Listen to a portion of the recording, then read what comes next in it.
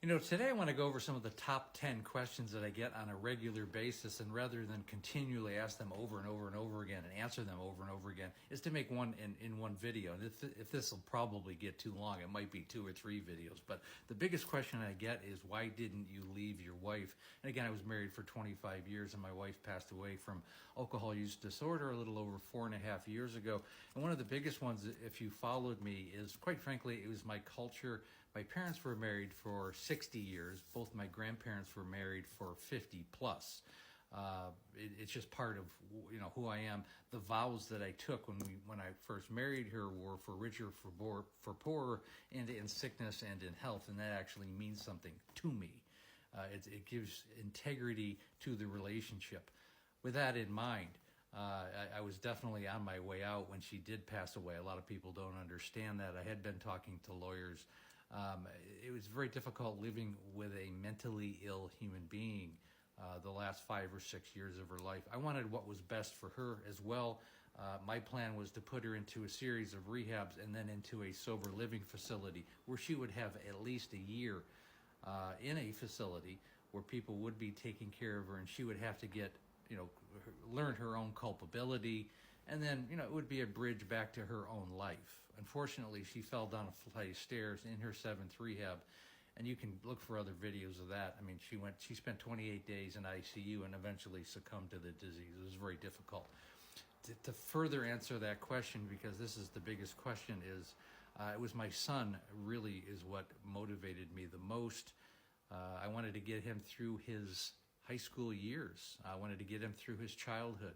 And we had many conversations with him. Certainly when he was 16, 17, 18 years old, do you think, we should keep mom around? And he said yes. I mean, he loved his mother very much. And I think it was an important part of his childhood. And we did get used to kind of the normalcy of her drinking. And we did a workaround with it. Years later, now that we talk about it, he does thank me for, staying together. And I think it would have been very traumatic for him if we had separated when he was like, 14, 15, 16 years old. And I think it in the long run, it was the right choice. As difficult as it was at the time, the moment I dropped him off at college in September of 2019 was really the end for Amanda and myself. And I think she felt that. And unfortunately, she only lived another 4.5 months after that. Other questions I get all the time was, how old was she when she passed away? She was 58. How long were we married? We were married for 25 years and about 5 months. She passed away in February 21st of 2020. We were married August 20th of 1994. The other thing is, where did she get the alcohol? How was she able to obtain alcohol? And a lot of that was in a lot of different ways. She sold stuff on eBay. Sometimes she sold her jewelry to get alcohol. If you've seen the one video, she actually pillaged my son's college fund at one point that we didn't know about. I didn't realize she had access to money. I would cut up credit cards. She would order new ones. Sometimes she outright stole alcohol. There were times when she went into a store and would steal bottles of Jack Daniels, for example. And then there was DoorDash. I would cut up ATM cards. She would order new ones. I would change bank accounts. She would find out about it. She had friends that would bring alcohol over.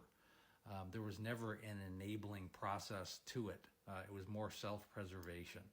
And it was a very sad state to be in. You have to realize that alcoholic will get alcohol anyway, anyhow they can, certainly in the later stages. And the last couple questions is, do I drink, or did I ever drink with her? And the answer is yes, I drink, but it's not part of my life. You have to realize alcoholism isn't even about the alcohol. I don't have trauma in my life. I didn't have a hereditary issue. I didn't grow up in family culture. It's not part of my life. I had more of an athletic background. I never drank with my wife, even in the earlier days, because I never wanted to encourage her in any way, shape, or form. It was always something that she did, really in isolation, unfortunately. It was never something that we did. In fact, even when we went out to dinner, I made a point of not drinking beer. She used to get upset with me because I wouldn't have a beer with her when she drank wine during dinner even. And then eventually I decided not to go out to dinner with her at all because it was really more about how much alcohol she could drink. So these are some of the questions. I'll make a part 2 because I know there's a lot more questions. And again, I want to point out, I go live Monday through Friday, right around 6 o'clock Pacific Standard Time, 9 o'clock Eastern Standard Time. We have the Facebook group called There's an Alcoholic in the Family. And when you're ready to work with me one-on-one, I have a complete coaching program called There's an Alcoholic in the Family.